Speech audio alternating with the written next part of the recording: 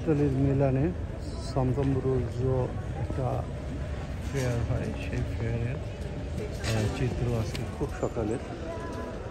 অসংখ্য স্টল, এখানে অসংখ্য খুবই গুরুত্বপূর্ণ একটি মেলা। এই মেলার জন্য পুরো মিলানে একটি গভর্নমেন্ট হলিডে রয়েছে, যেটি শনি এবং রবিবারে হলিডেটা পড়েছে।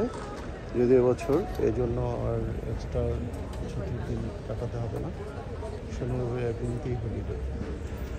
তো অনেক ব্যতিক্রম কিছু আইটেমস এখানে পাওয়া যায়, যেই জন্য এটা খুবই গুরুত্বপূর্ণ। সবাই অপেক্ষা থাকে প্রতি বছর এই মেলাটার জন্য।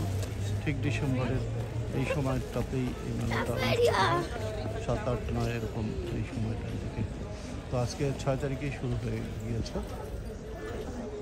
চলবে এক সপ্তাহ ধরে।